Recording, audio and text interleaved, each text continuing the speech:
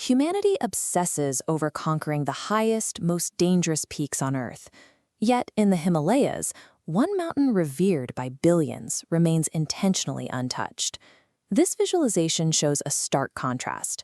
Mount Everest sits at 8,848 meters, and its summit count rises by hundreds every year. Mount Kailash is significantly lower, at 6,638 meters, an achievable elevation for modern mountaineers, yet its summit counter stays a permanent zero. Despite decades of proposed expeditions and the availability of advanced climbing gear that could easily handle the ascent, the very top of this rock has never felt the footprint of a modern human. Located deep within the remote Tibetan plateau, Kailash is known in ancient cosmologies as the Axis Mundi. For millennia, it has been described as the absolute center of the universe, a cosmic pillar connecting heaven, earth, and the underworld. Four major world religions, Hinduism, Buddhism, Jainism, and Bon, converge on this single peak. In Hindu tradition, it is the earthly abode of Lord Shiva, sitting in eternal meditation at the summit, maintaining the balance of all universal energy. So why does this summit remain isolated today? We need to look at whether this isolation is maintained by extreme local weather anomalies, strict government mandates, or, as some researchers suggest, something entirely unexplainable. A persistent theory claims that Kailash is not a natural mountain at all.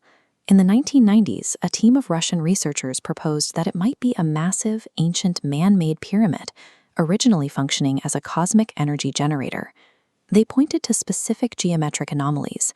The peak features a near-perfect four-sided symmetry, with its faces aligned almost exactly to the north, south, east, and west cardinal directions. This animation shows the geological explanation for the structure.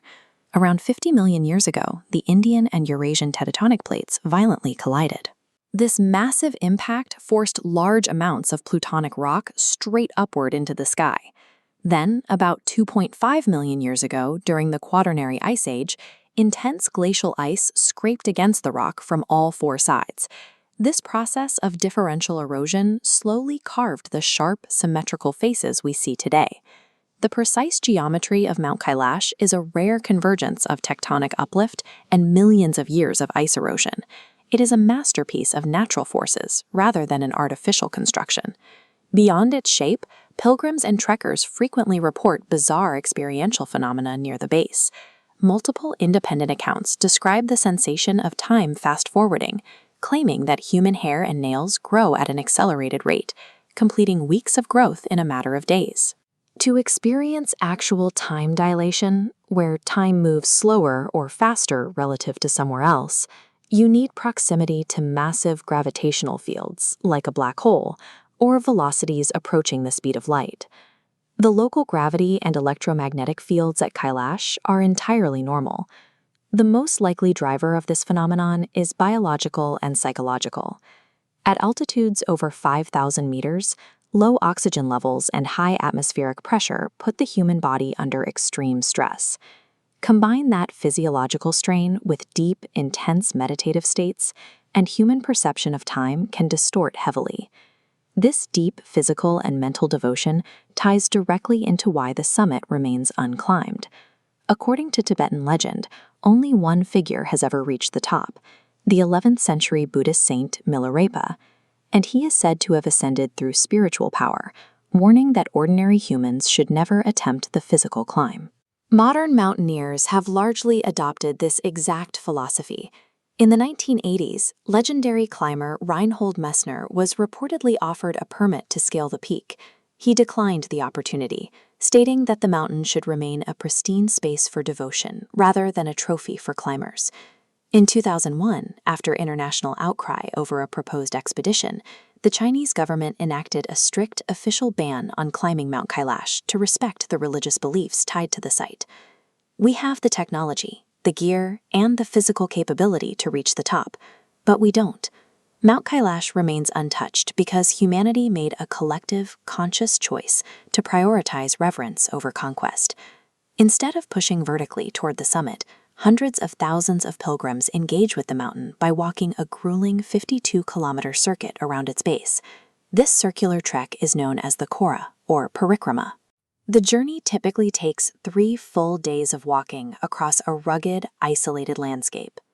Traversing the rocky valleys at such high elevations takes a severe toll on the human body, inducing exhaustion and altitude sickness long before the hardest milestone is reached.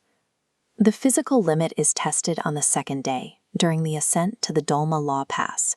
At 5,630 meters, where the temperature frequently drops below freezing and the oxygen is dangerously thin, pilgrims face the most intense section of the route. At this exact pivot point, travelers perform a powerful psychological ritual. They leave behind an old piece of clothing, a personal object, or a lock of hair. It is a physical act of shedding past karma, releasing old sins, and letting go of the ego. Geologists can perfectly map the plutonic rock layers and measure the glacial erosion that shaped these 4 symmetrical walls. At the exact same time, ancient religious texts map the immense psychological weight this environment holds for the people who visit it. While instruments can map the rock's angles or detect subterranean hollows, they cannot quantify the internal shift reported by those on the path. Many who complete the Kora describe a sharpened emotional resilience, a mental clarity that remains long after the physical effects of the altitude have faded. Mount Kailash suggests that a deep sense of awe does not come from standing on top of a peak to conquer it, but from the simple, difficult act of walking at its feet.